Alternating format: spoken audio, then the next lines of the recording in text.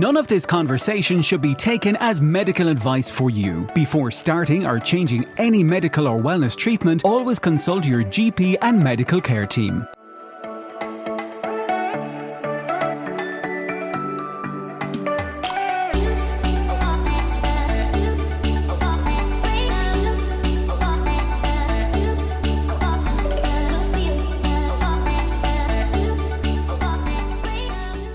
And a very big hello to you folks. Hello, Belinda. Hello. What is the crack? I feel like I haven't spoken to you properly in ages.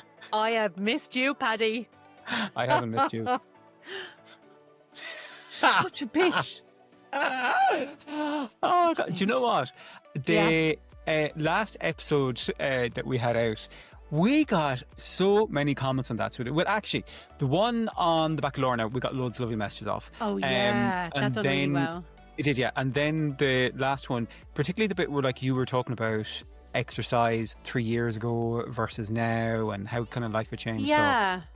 So just thank you so much to everybody that sent messages or added a comment, because if you are looking on Spotify, you can add a comment on any of the podcast episodes. You can just go in and you can also watch us on video on Spotify. You can watch as well. the video. Yeah, you can.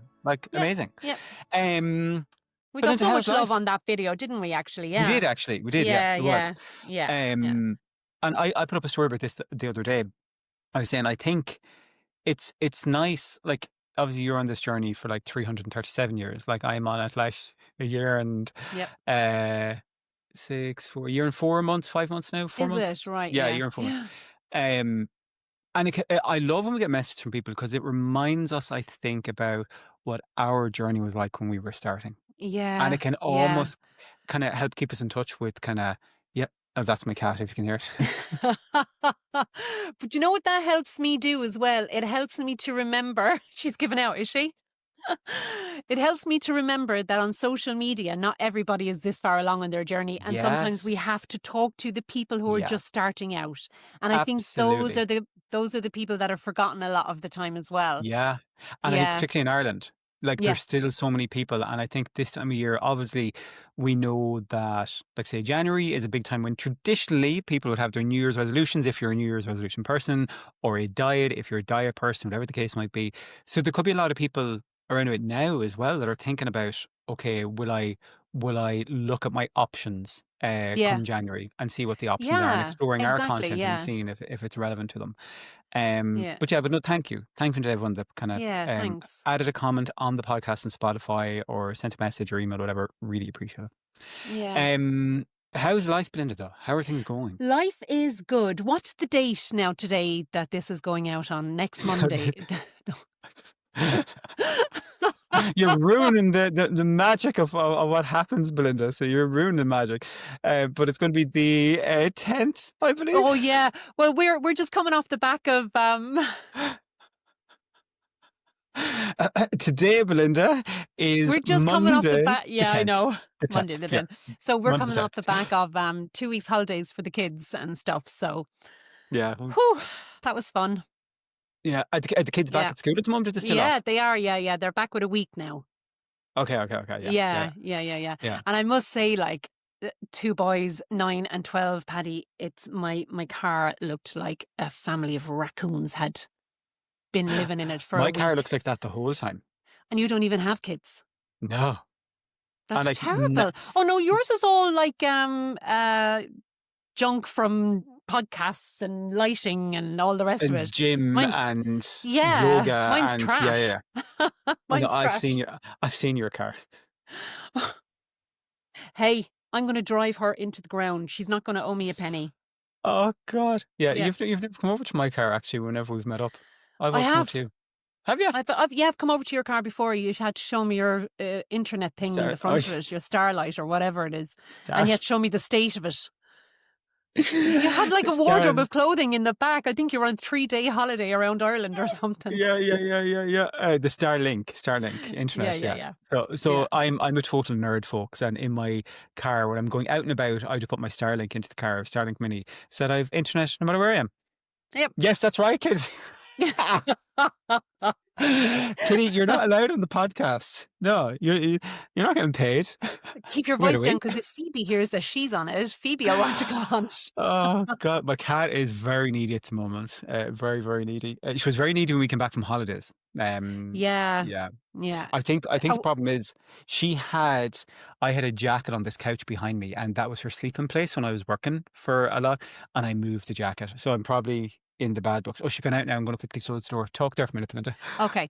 So also what we might have a little convo about, Paddy, is your hollybops. Yes. Yeah, Orlando, 2 weeks.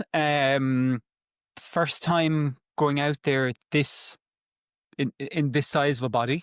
Yeah. Yeah. So tell Um, me now, first off, what was your absolute highlight of the whole holiday? Now, oh, it doesn't have to, I know it's probably going to be like fitting into what have you, but don't think about it in the form of weight loss for a moment. The actual highlight of the holiday, something I you think enjoyed. I think just the amount of walking I was able to do in the sun. Just the sun. Just people are in better mood. It's just so lovely being out in the heat.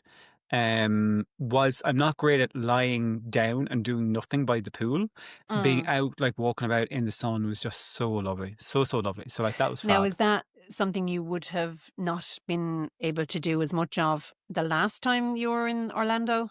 I definitely would have been grumpier. Yeah. Yeah. Like Yeah. Yeah. I don't have an issue with walking or stuff like that, but I definitely would have been grumpier because like I Yeah. was in a 24 stone body versus a like Yeah. 15, what was I when Yeah. the day before I went out 15, 11. Yeah. Um Show off. so yeah. And then the um then the other bits like coming home and being lighter than the You day I were. went. Yeah. Yeah. Like Then you I was went I was like 3 pounds lighter. So I do always wait maybe like a week after I come home to do my till you proper settle. weigh-in. Yeah, Yeah. because I know for multiple reasons, my body, even just after a flight, I'll usually be heavier, so I will by a couple of pounds or whatever. So Yeah. that's why I do allow myself. And then like there's the food in America, the portions, all that kind of stuff. But But did it affect you? they so the well, when I weighed in properly after a week, if you get Y- me, I was three yeah. pounds down versus the day before I went. Yes. If I had used a weigh-in from the day I came home, I definitely would have been heavier. But Yeah, but that's that's all insane. fluid retention and all Oh, that kind absolutely. of That's what I'm thing as saying. Some of well. that, Yeah. yeah, yeah, yeah. That's what I'm saying. You can't go on. That's why when people, Yeah. like when I see people say coming home from holidays, like, oh, I'm back from a week and oh my God, I'm up 5 pounds. I got home this morning. Or rest. I'm Why like, oh did my you God, no, no, bother? no, no, no. Don't put yourself through that. Give Yeah. yourself a week and then wait. Don't be Yeah. bothered about it. Don't be thinking about it. Yeah. Um, yeah. So that was amazing. But just even like going to the outlets and surprising myself with like being able to pick up a medium in some Yeah. places. Yeah. You did a lot of Like shopping? I did what was allowed within the revenue remits of allowance that you get. Paddy, tell me, I meant to ask you, tell me about Amazon over there. Were Amazon is you ordering brilliant. off Amazon and Yeah, it was yeah. coming the same day to your hotel? So basically, in America, you can order on Amazon, and I'm sure it's probably the same in the big cities like London and places like that, and maybe Dublin. I don't know actually about Dublin, but they have like obviously all the Amazon lockers and stuff like that. But like you could go on at say 2 o'clock in the What's an morning, Amazon and locker? kind of like those lockers you see at shops that you go and enter in a code and it just pops open and you collect your thing. Oh, yeah. Yeah. Okay. Um, but you could go in middle of the night or any time, and it could say delivery in like 4 hours. Yeah, yeah, Okay. crazy, Hell. We're not crazy. even 24 hours here yet. Yeah, no, most things for me now would be kind of 2 days would normally be a fast Same. delivery. Yeah, Yeah. but Yeah. and that's brilliant. That's Don't get me wrong. mad, isn't it? But yeah, it's also dangerous. Like I'd be looking at random shite. Like what did I get? Oh, actually, you job. I got like a Filofax type thing. So I did. Did you? Yeah. Love Got a mine. Filofax type thing. And it was like, yeah, delivery in like 4 hours. I'm like, oh my God. Oh my And then God. you're like, oh, well, if I had like a set of pens and like It'd be something worth else, it. or you're like, before you go to bed, right? You could check, oh, what's in my car before I go to bed? And then you could wake up the next morning and it's been And it's in delivered your. overnight. Yeah. That's so dangerous. Yeah. No Because wonder obviously people just, don't leave their bloody homes over you in. don't need to. But even with the Yeah. like of getting food delivered to you, like where I live Yeah. here, I think there might be one place that I can get food delivered to where I live. And it's like, And probably even cost you that's a like, fortune. yeah, and it's like still like half an hour away. So like your Yeah. food isn't going to be hot. Like, whereas it's crazy just how Yeah. convenient it is out there. Yeah. We're still living in the And dark ages, really, aren't we? we are, yeah. And Yeah. saying Yeah. that, I've just ordered 5. Now this might be a bit lost in your blend. I don't know. Um, You're going to insult me now. uh, no, no, no, no, no, I'm not. But I'm a bit of a nerd, particularly when it comes Yeah. to internet and internet speed and stuff like that. Yeah. Yeah. So, for anyone that is a fellow nerd, I have just ordered 5 gigabit broadband for where I have the podcast studio, and this is That's blowing. amazing, Paddy. Oh my God, y- 5 gigabytes. I love that fake enthusiasm, but like it's ridiculous speed. It is a ridiculous speed. Nobody needs it, but it's there, so I want it. So yeah, yeah, yeah, yeah. Wow. Anyway, you have holidays in December, do you? Yep. Going to Lanzarote. Christmas. I What part? know. Play Blanca. Okay, will you go up to Portugal Carmen? Yeah. Okay, in Portugal Carmen, have you been to Cafe Ola I have in never been to Portugal Carmen? Lanzarote before. Oh, Belinda. Oh Yeah. my God. I know. Okay. So I have a good few suggestions of place to go if you go Oh, up to Portugal Carmen. In Portugal Carmen, yeah. Yeah. right. Okay, cool. There is one of the nicest Indians I have ever been to in my life called Mini India. And Oh, myself and Sean yes, would love that. yeah. Now you'd walk by it, it's very unassuming, but the food Yeah. and the service and up above it is a phenomenal cocktail bar. Fab. Yeah. Can you recommend a nice massage place where I can get like hot stone massages and stuff like that? Or was that not your thing when you were there? This isn't that kind of podcast. Okay. I'm obsessed with hot stone massages, Paddy. Go out there. No, I'd be going out. Go out there and get a bit of gravel and a Yeah, I fucking know. tin biscuit. Put it in on the fire. I love it. Oh God. Anyway, today we are delighted because we have a wonderful guest, a wonderful conversation. Interesting. Yeah, with Jason Murphy. Jason is a superintendent pharmacist. We know Jason through being patients of mybmi.ie. And sometimes Jason will be available to answer questions for us or stuff like that. He has worked in the area or specialized in kind of weight loss for many, many, many years. We get to have a chat about maybe people that are thinking about switching medication, people that are looking obviously at the importance of safe access. Yeah, yeah, Safe because it's access. so prevalent now. Oh my It's on the news every second Yeah. day now. Yeah. Yeah, I'd say there's not a day goes by that I'm not reporting some Yeah. account or some page or something like that. Yeah, or somebody sending me stuff on Instagram. Oh, shocking, Yeah. shocking. But anyway, so folks, really hope you enjoy this conversation with Jason Murphy, and so appreciative to Jason for giving us his time as well. But yeah, here we go. Let's pop over to Jason. None of this conversation should be taken as medical advice for you. Before starting or changing any medical or wellness treatment, always consult your GP and medical care team. And you are welcome back, folks. So, over the past few episodes, indeed, the past kind of, I guess, maybe month, 6 weeks, 2 months, there has been a lot of conversation that has kind of ignited, I guess, the community spaces that we are in and online and that in relation to things like people looking to consider maybe switching medications. As we spoke about before, some of that triggered by some, pricing pieces and bits and pieces like that. And even just people, I think, moving from different phases of their journey to consider, okay, what's the medication maybe for me now long term, or if I'm on a medication or that. Along with, I guess, in Ireland in particular, we're seeing more presence of maybe online weight management services and stuff. So we're really keen to kind of find out a bit more about this space and how to still safely access healthcare in legitimate ways. And I'm delighted to welcome to the podcast this week Jason Murphy, who is a superintendent pharmacist with ePharm NI. Jason, you're very welcome. Thanks very much. Thanks for having me on. You're very welcome. No problem. So I guess we would start off with, we'd love to just get to know the person a little bit first of all, Jason, before we start talking about kind of Sure. the finer details. So maybe tell us a little bit about you. The way I'd always positioned it is, what would be your elevator pitch about who you are and what you do? Oh wow, that's serious pressure, Paddy.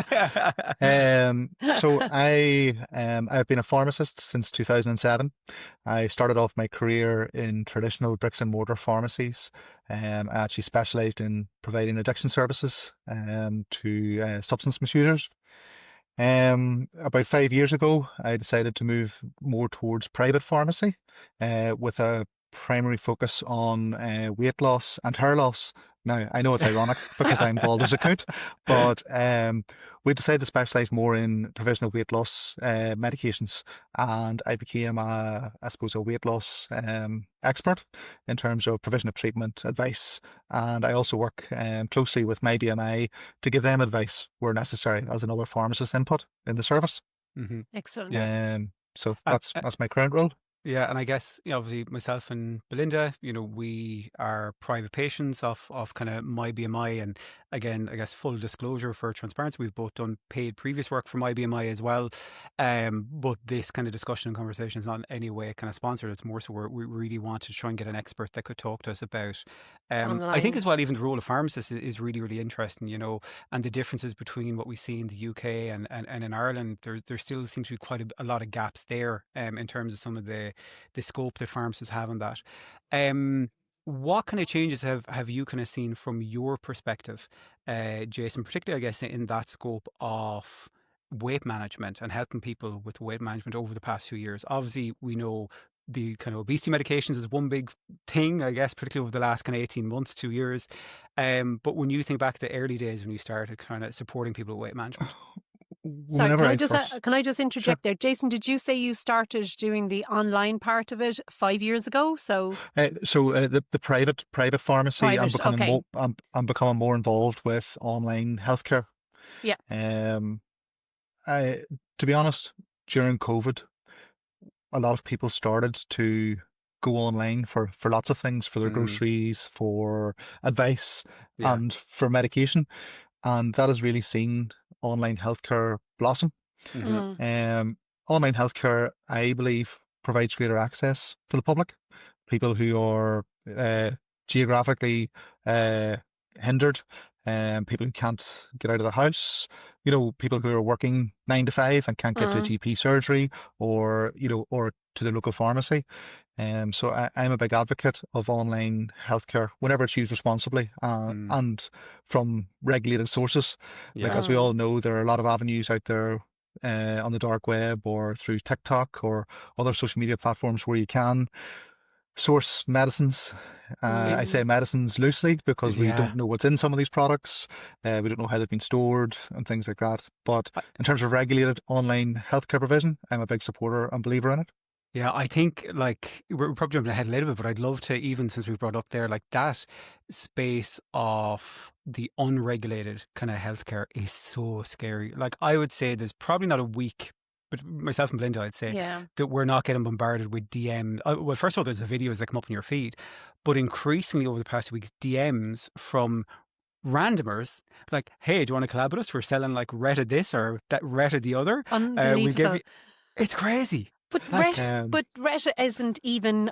It's not even on the no. no, legal market yet, and they no, are not. It's not even TikTok, but it's on Instagram with people Yeah. with massive followings are flogging it. Like, what yeah, do and they? this What's in it like? this isn't a cream or something you're gonna rub on your skin. This is Yeah, something you're Mm. going to inject into your body. um Yeah, yeah. into your body. Sorry, that's my dog Lola. No, Um, Oh, that's okay. We're a um, pet friendly podcast. yeah. We are. um, We have no choice.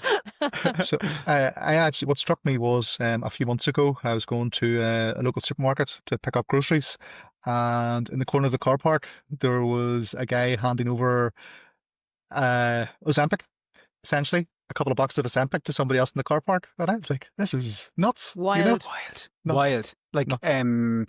it would be uh, maybe about this time last year, maybe a bit earlier than this time last year, actually, last August, September time. Um, I don't think I spoke about this part of it, but I took part in a RTE show that aired then around Christmas time, and it was Mm, RTE Investigates, and it was all about the black market weight loss medications. But that kicked off, my involvement kicked off in kind of August last time, so there was quite a few months run up to it, and kind of seeing some bits mm, and pieces of there. It is just mind boggling, the I guess the audacity of some people with the way hmm that they try and offload illegitimate liquids, God knows what is in it, and mm, injections and stuff, and really, really scary. And in one sense, then, like, almost preying on people that maybe might be thinking financially, I can't afford a legitimate route, or If it seems too cheap to be true, yeah, it Yeah, is. well, if it is, yeah, You know, yeah. and that that's the thing, like the cost of something like that potentially, if it goes wrong, is way greater than just actually starting out on the Mhm. right route from kind of day one. But I also it's not. think that sorry, Sorry, it's not also just the use of a medication, which may not be a genuine medication. It's also the fact that it's a prescription-only medicine, which should Mm, only be used under the guidance uh, of a doctor or another healthcare professional who can mm, prescribe. mhm. So, although it could be a genuine medication, it might not actually be safe for you, depending upon what your medical history is like or what other medication you're on. Yeah. So, there's a that's the two-pronged. risk. Yeah, Yeah, yeah. But I yeah, think also they're preying on people's vulnerability as well. Mm, yeah. And like I know how it feels to be that kind of desperate. But I don't think I would have been that desperate to take something off of somebody that I didn't know anything about, you know. yeah. I've Yeah. thought of it Yeah, many times, like in terms of, do I think I'd ever have been brave enough in the past when I was in those like moments of desperation? And I think yeah.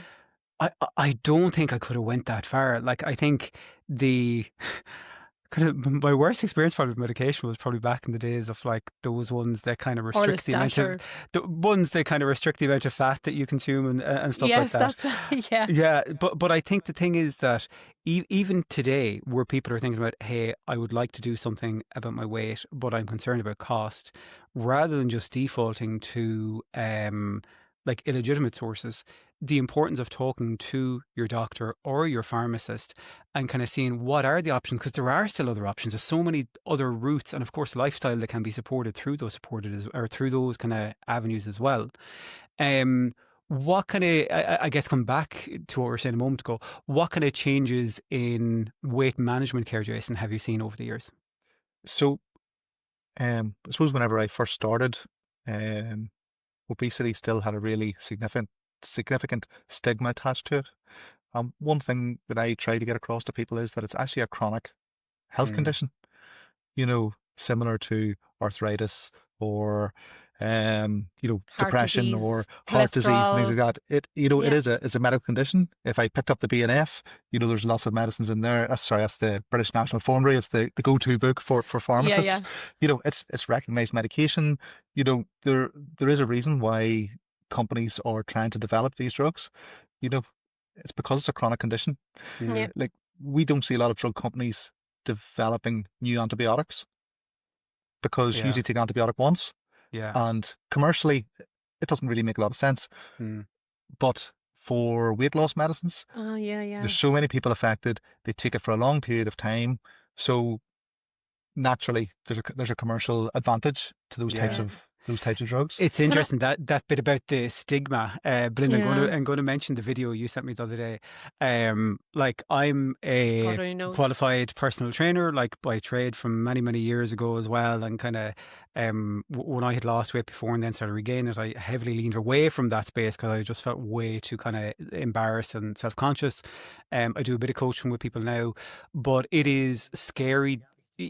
Even still, to see the amount of stigma and bias that exists within, say, the world of fitness and towards obesity and towards obesity treatments, particularly over the last kind of year or so, as we've seen GLP-1 medications coming out.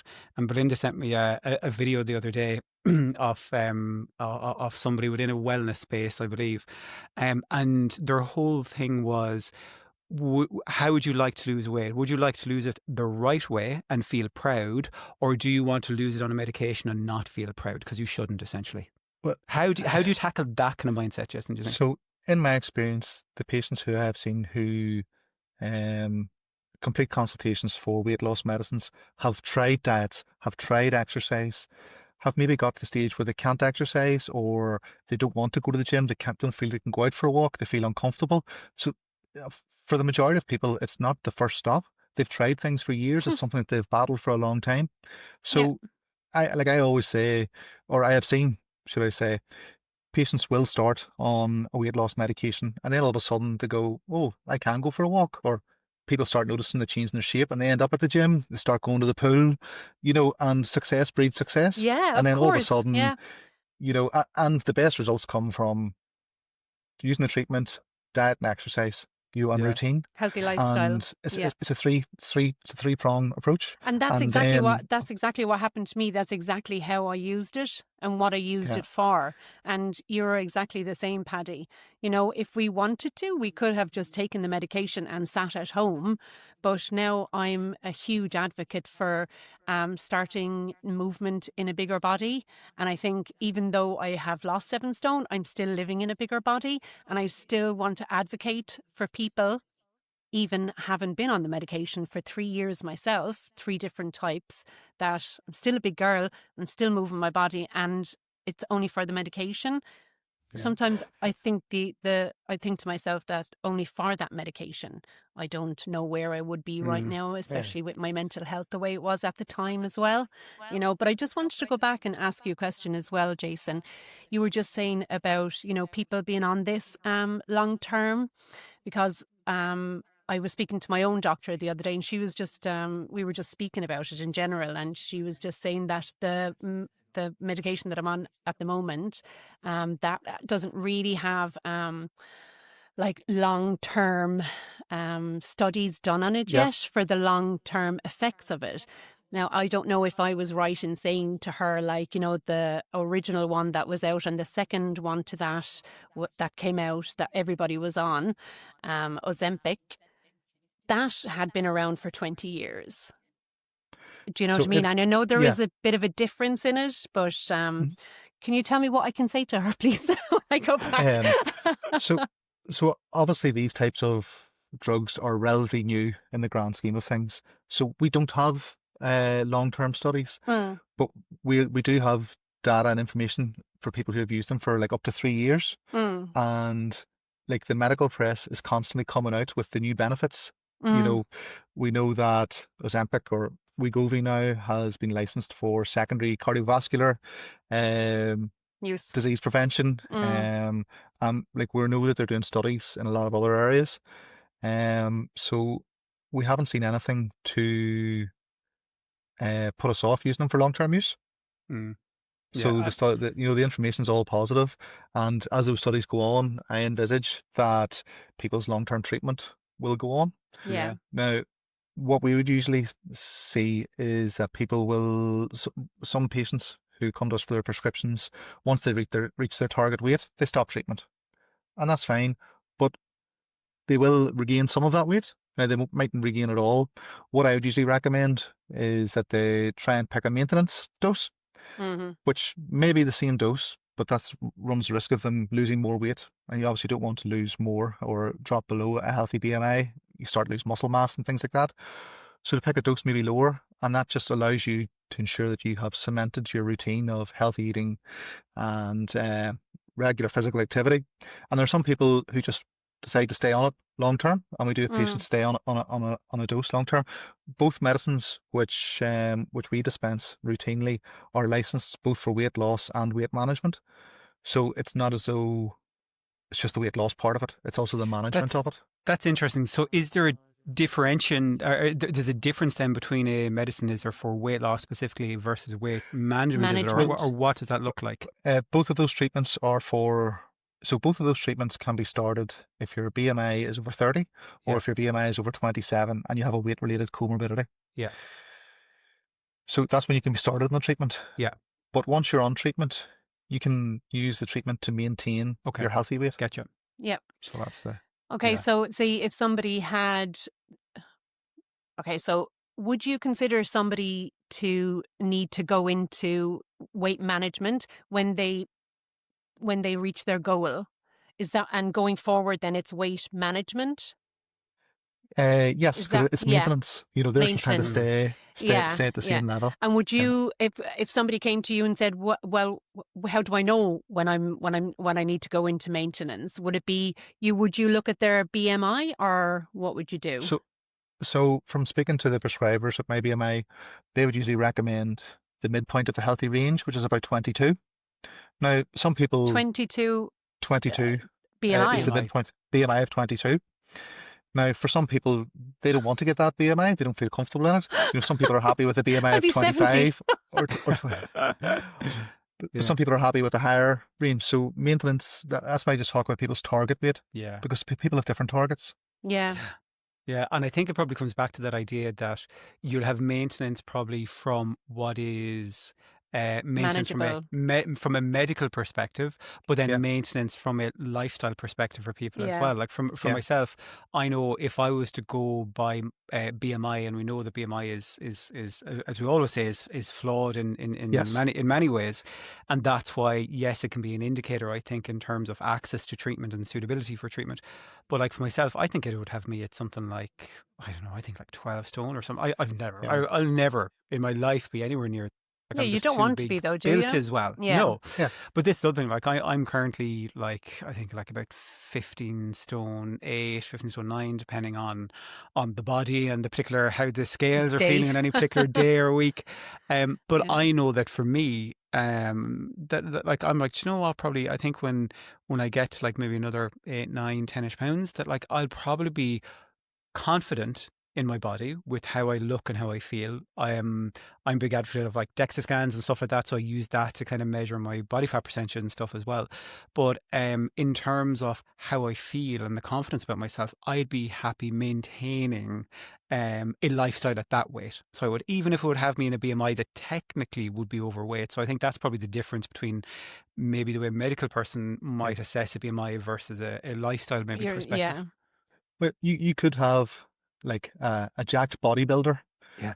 who's really like packing on serious muscle, and his Mm. BMI could be sitting at 34, 35, Mm, but yeah. he's He's not never been in obese. better He's shape either, like. he's never been in better shape. Yeah. Yeah. So the most recent NICE guidance in terms of the management of obesity does refer to central adiposity. So that's fat around your midriff. Hmm. That's the dangerous tissue. And I think clinicians have started to take that into account whenever they Yeah. are deciding whether somebody's suitable for treatment or not. It's Yeah. not just the BMI, it's actually Mm. what the person's body shape is. Yeah, but your waist circumference is such a big health marker, isn't it? It's Hmm. huge. And that's why the advice I give to anybody starting out is if you don't do anything to measure where you are starting from, take your waist measurement Yeah, because Mm. it's a yeah, huge health marker beyond losing inches. Like, yeah. Yeah. I'm yeah, just Yeah. a huge fan of like the measurement tracker, even probably more so than the scales to an extent, because again, I'd always explain to people that I do think the scales will tell you what your relationship with gravity is like. That's all the scales is really doing for you, you know? yeah. Whereas like your body measurements are actually going to give you a much better indicator of well, what changes are actually happening in my body. Because just because you might be a lower weight, it doesn't necessarily mean that that's a much healthier lower weight. Now we know when you lose 5-10%, that absolutely is a healthy indicator. But like in terms of the day in, the day out, what people get caught up on in terms of numbers on the scales and stuff, I think that there is so many more markers away from the scales that can indicate your progress with health than there is Yeah. in just a scale itself. Like, It's It's an whenever you have to inanimate start buying new object. clothes. yeah, Yeah, exactly. The Yeah. clothes is like, yeah, well, like it can be a great. I was thinking this the other day, and I was like, if ever there's motivation never to put weight on again, it's the amount of clothes Yeah, that you're after buying. Yeah. that Yeah. I'm yeah, buying and that I've had to get rid of, Yeah. like over the last kind of year or so, which Yeah. which has been great. Um, um, Jason, can I ask you maybe to give us some red flags for online prescribers? What would your top red flags be? so a red flag in terms of what a prescriber would look out for, or in terms of using a prescriber, sorry. What we would look out for in a prescriber? Yeah, online consultations. So the first thing I would look and make sure is if you have the prescriber's name, you can check that they're registered. Now I know that my BMI use IMC registered doctors. So it's important that if you are using an online resource that you do check out who the prescriber is, check that they're still licensed. On the website, occasionally they'll have their office address, or you can look into a bit more information about them. It'd be important that the website has a .co.uk or IE, or a registered domain name. Yeah. Um, and also, I know this sounds strange because it's an expensive medication, but cost is important. If something is too cheap, It's you know, yeah, yeah, and it's also, to y- if you go to the About Us, or if you get a feel for a website, if it's well mapped out, well laid out, there's FAQs, you can tell it's an established site. mm-hmm. and they've put time And and effort into it and put money. time and effort Yeah. into it, yeah. Yeah. Yeah. And that's really important. And talk to us then about the actual consultation part itself. What should we expect from, So, a valid online consultation? yeah. So, most online providers have an asynchronous consultation. So that means that both people aren't present in the room at the same time or in the same dialogue. Now, asynchronous consultations have a lot of pluses because you can access at any point. You're not waiting on back and forth. You can do it on a Sunday evening. You can do it, from bed or wherever you want to do it from. It also allows you time to think about your questions and make sure that you record all your answers truthfully and accurately. It then allows the prescriber to review it in their own time, and they also have the means to go back and ask you questions. So it's not just a matter of you inputting the information and them going, yes, that's fine. If they have something that they want to clarify or seek further information on, they can still come back and ask you that. And they do, yeah. They do. Yeah, that was on two things on that. The first one being to maybe compare that experience with actually a couple of things. This one to compare. One is there was a web, like I would always be really curious when I see other kind of dodgy websites or something. I'd be like, okay, I want to test now. What is it exactly that they're doing here? And I remember always one I went doing to, it. I am because I love reporting them. That's why, and I want to get all my evidence to like submit to like their domain provider or to the HPA or to whoever, like they say whatever. Yeah. I'm like, no, you're not getting away with this, boys. But I remember there was one website again selling some random Retta product, and it said something like, "Oh, click your consultation here." So again, when you landed the website, if you were somebody that was innocent enough that you thought, "Oh, I want to start on a journey. This looks like a legitimate website," the consultation was basically my name, my address, and am I on any other medication, and then pay. That was literally it, and then they would guarantee like delivery within like 48 hours or something like that. Like I was just like, oh, like not so much as one question about health history, anything like that. Nothing about health history. So like that it was a good kind of, I think, report. That just gives me anxiety. Oh, it's crazy, like crazy. But then the other thing I think as well is that, particularly in Ireland, this kind of area of online weight management is something that is relatively new and relatively emerging for people as well. As I said, like in the UK, in the US, it's something that has been present for many, many years or decades, like in some countries. And I think that's one of the things as well, where maybe sometimes people are getting caught out because it's a relatively new thing. So I think those things that you mentioned, particularly about like, as we say with MyBMI, they're using IMC registered doctors. That is the same registration if you were to go to your local doctor in a primary care centre. It's the exact same standard that has been used there as well.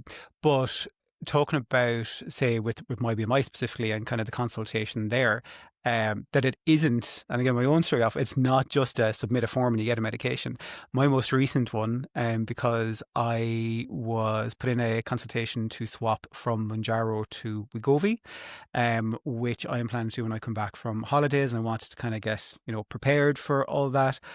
There was like back and forth about 4 times in my consultation. There was like, and part of that was me asking questions. Yeah, you weren't happy, were you? I was asking questions and they were asking me questions, and like, it really put my mind at ease though, in terms of, okay, I'm glad they're asking me this and they're challenging me on this and they're, stuff like that. Yeah.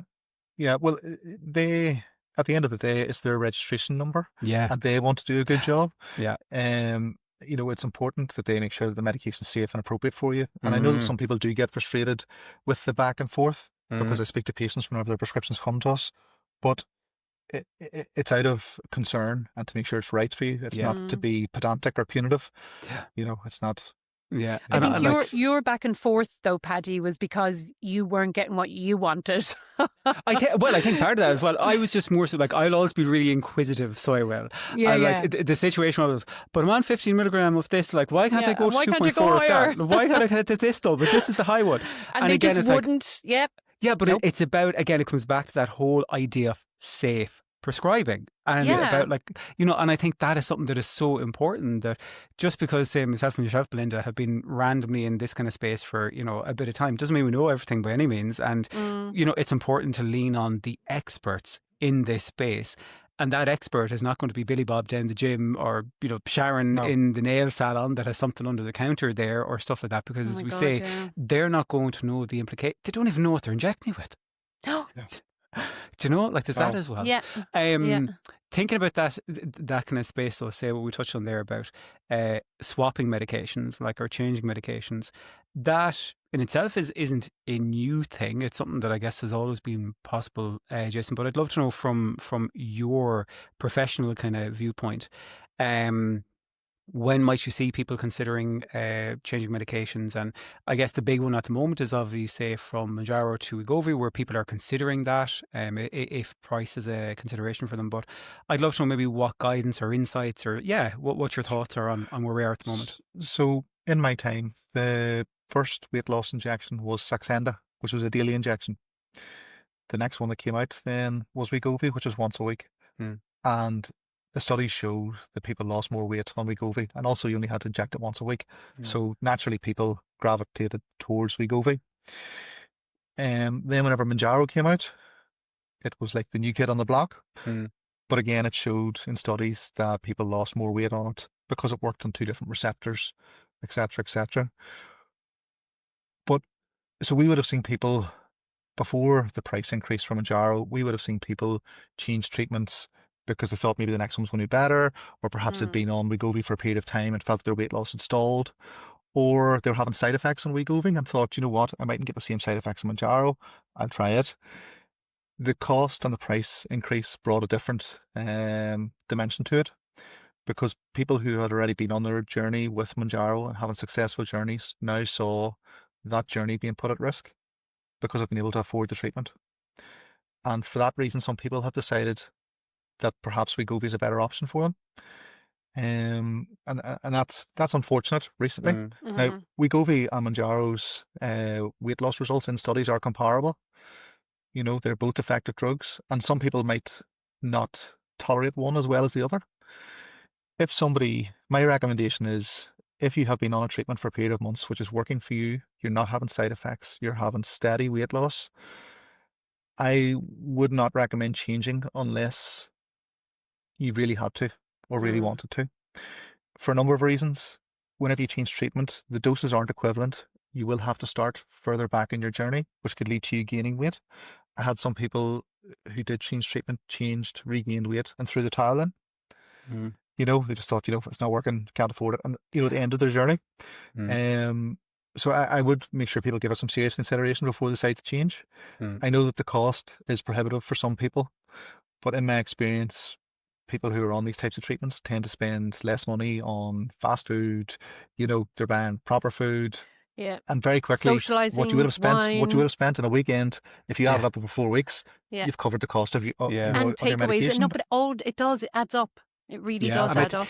I think, like, some of the stuff that I've been trying to help people understand when they contact me as well, like in Ireland, is that you can, say, for example, on revenue, you have a route there that you can claim back like up to 20% of medical, like, say, consultations and medicines and stuff like that as well. And that's something that a huge amount of people weren't aware of, that can help in some of these decisions. Things like even, say, health insurance, understanding that, okay, whilst there might not be an explicit coverage for, say, weight loss medication, that you might have, say, even like, say, 15-20 euro towards the cost of a prescription in general could be something. But then, and this is where I think, I'd love to see it improve in years to come. Some providers will give you good cover for, say, a GP consultation or stuff like that, and some people are getting supported that way.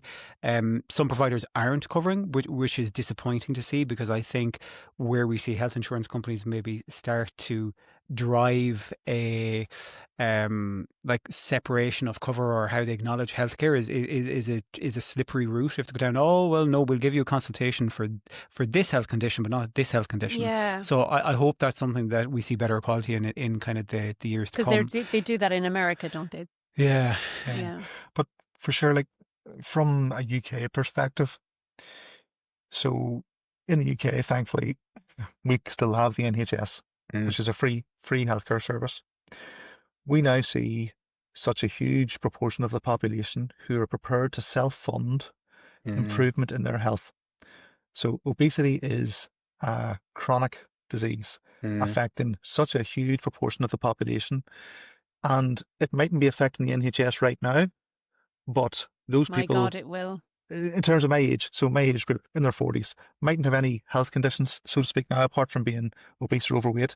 But 20 years down the road, or whenever they develop type 2 diabetes or cardiovascular disease, how much are they going to cost the NHS then? Yeah.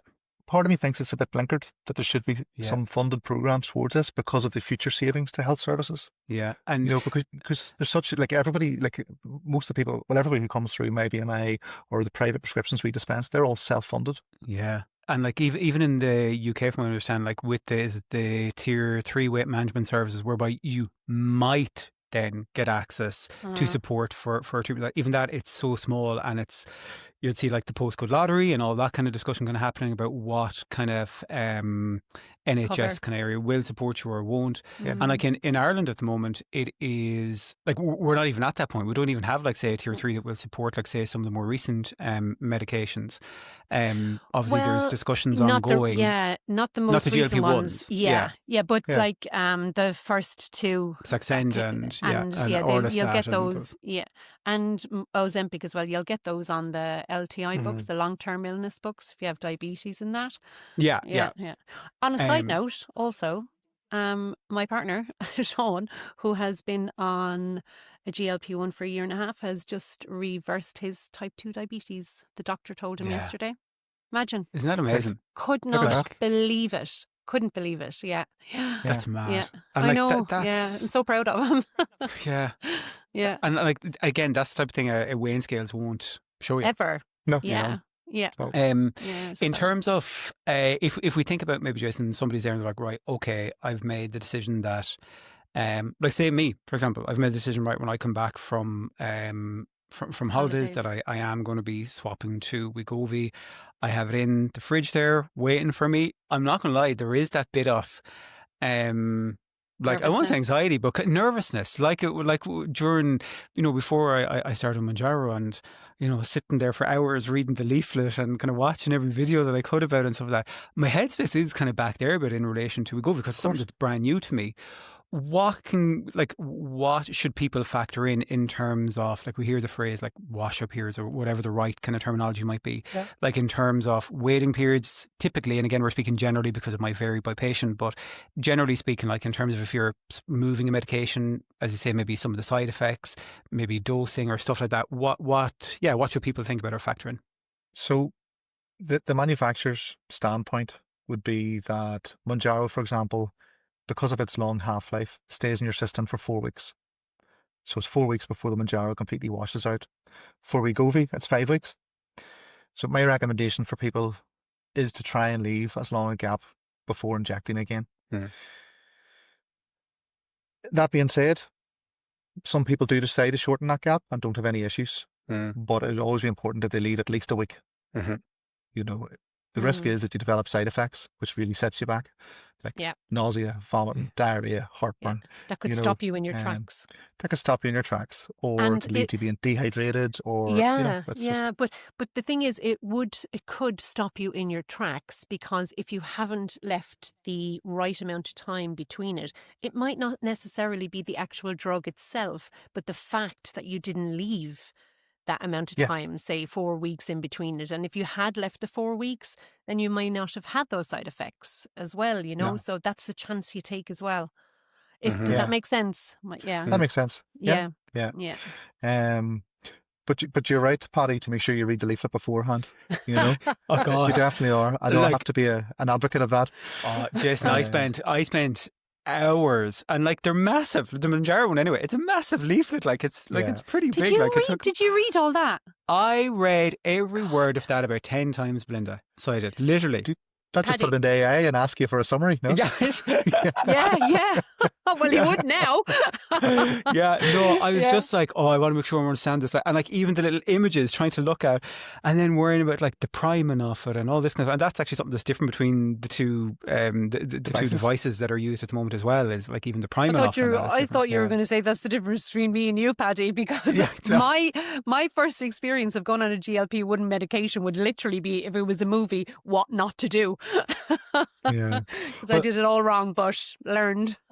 on that, like, some people do find difficulty following the images, but I know that some providers, such as maybe MI, do videos on how to use them, which I think are good.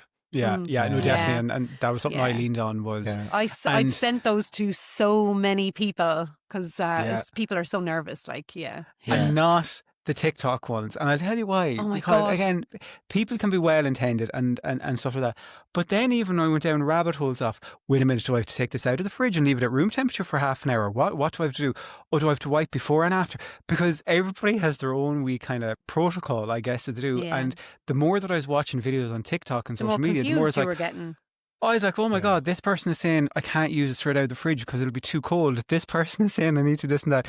So that's like, no. Okay, what does the leaflet say? Does the leaflet mention anything about leaving it in the fridge or out of the fridge, like specifically just before I inject, or about the wiping, or the like? It's It doesn't mad. though, Like, does it? Yeah.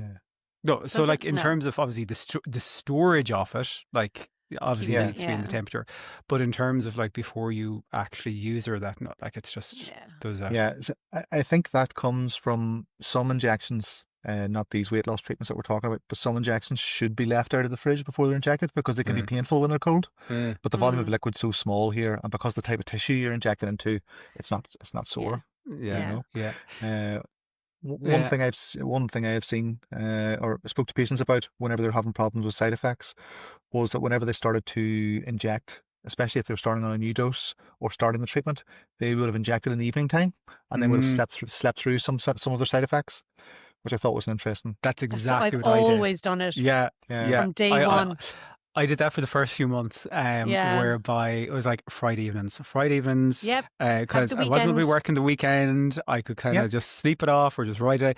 And it turned out, thank God, touch wood, I was fine. Bars, I always said the cold on the first Yeah. kind of weekend, and I just felt bitterly You were cold. so lucky though, weren't Like, you? Yeah, like nothing, like even in terms of like some of the common things like the sulfur burps. You've or never like, had those, so you haven't. never, ever, ever had those, or like, Oh, they're the like the- worst. yeah, like I think I've just been. I remember speaking to an endocrinologist before, and even they were like, "Oh, talking about your side effects." And I was like, "I don't really have much to say to you." Like, to be honest, I've been Mm. pretty lucky. Like, in Lucky. fairness, and even he was like, "Jeez, that's mad." I was like, "Yeah, just." But again, personally, I think some of that comes down to the effort you're putting in with the nutrition and with the overall lifestyle to try and lessen, I Mitigate, guess, the yeah. impact or the chance of Uh, the side effects. And if you read any of the guides or any of the information, well, these are side effects I might get. How would I prevent me getting them? So avoid, too many carbonated drinks, avoid greasy food, spicy Mhm. food, eating too late at night, eat Mm. little and often. And the big one, is to keep hydrated. Like that sorts out Yeah. so many side Yeah. effects. Like we had patients calling us saying, I'm having these headaches. Well, what have you drank today? Oh, I had like 2 cups of coffee and a can of Monster. And I'm like, Oh well, my. you know, Oh, I got a headache even thinking about that. Never mind Yeah. taking it in. and it is because those medications work on like the reward center in the brain, as well as suppressing your appetite. They also suppress your thirst cues. Mhm. Mm. So it is a matter of keeping that sports bottle beside you, Yeah. and constantly sipping out of Yeah. Yeah. it. So I guess, Jason, if there's someone that's sitting there listening and they're thinking, okay, yeah, I'm thinking about switching, maybe, this particular medication for whatever reason, either price or just efficacy or whatever, just I'm thinking about maybe a switch here. What would your maybe top advice be to those people specifically be just before they make a decision? I would ask them to consider the experience they've had in their current treatment. I would then ask them obviously to factor in their costs and what can they afford, because any of these weight loss treatments aren't a quick fix. Mm. It's not a 3-month and done. It is a lifestyle change. Mm. And it is a long-term thing to factor into your cost, to your budget, and to your health. That being said, a lot of providers have comparison tables and the pros and cons of both, Mhm. so you can make an informed decision. Mm. And then if you have queries, you can certainly ask your prescriber because they will be able to advise you. Mm. My advice would be to go for a lower dose and to try and leave as long a washout period as possible, and that improves or decreases the risk of you having side effects Mm. or an unpleasant experience whenever you do switch. Mm. I Right. know that some providers do allow switching at higher doses and things like that. There isn't actually any studies in terms of switching. Other providers have a lot of experience with GLP-1s and have based that upon their experience. And I know it can be disheartening to think that you have to go back 2 or 3 stages to start at a lower dose. But again, it's for your safety.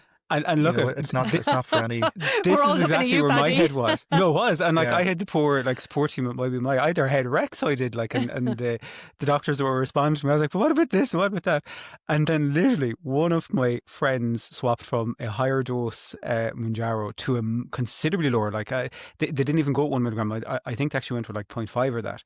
And they got side effects on that.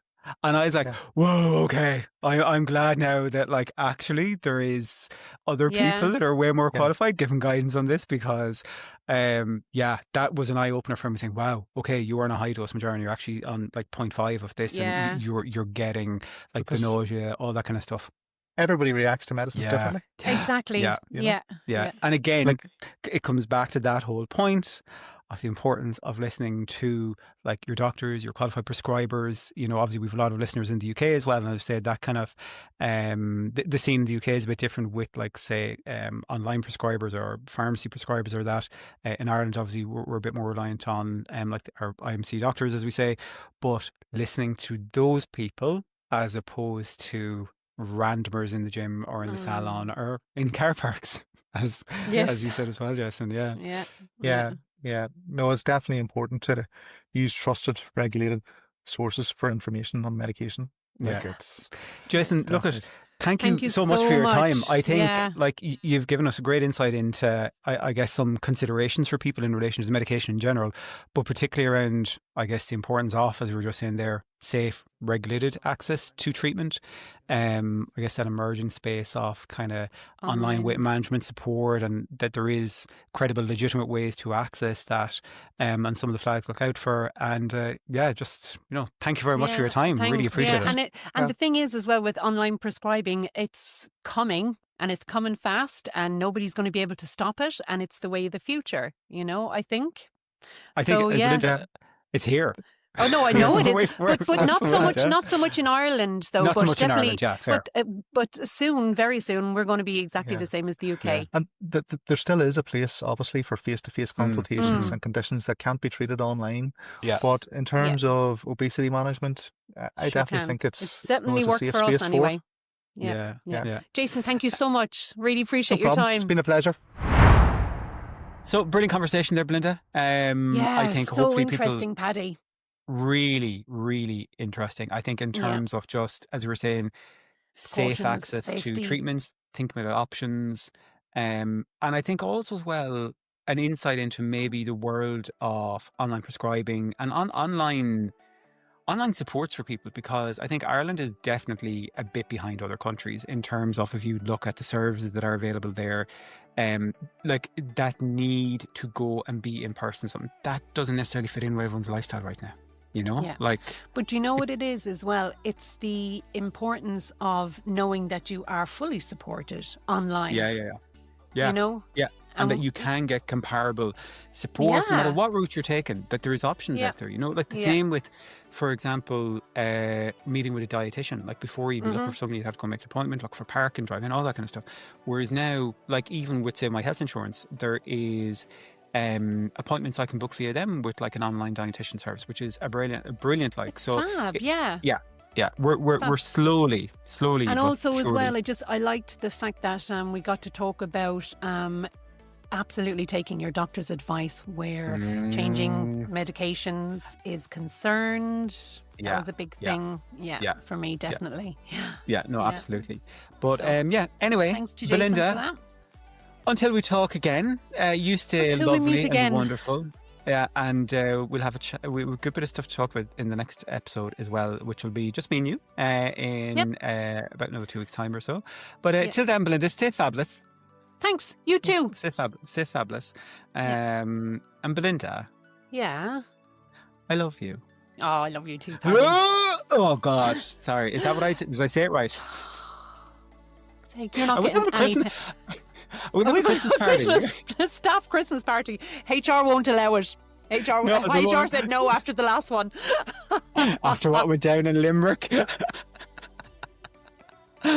Oh, folks. But anyway, if you enjoy the podcast, folks, we would love if you could add a little comment if you're listening on Spotify. If you are not, send us a wee message on Instagram. We would love to Let us know hear how from you. Yeah. And equally, if there's stuff that you'd love to hear us talk about on the podcast, or stuff that you're thinking that you're like, do you know what? Just like we should do a call out. great. Actually, we'll do a call out before our next. Yeah. On the socials. Yeah. Anyway, okay, Belinda, you have a wonderful day, wonderful life. Talk to you in 2 weeks again, and hope to not before then. Okay, bye. Bye. None of this conversation should be taken as medical advice for you. Before starting or changing any medical or wellness treatment, always consult your GP and medical care team.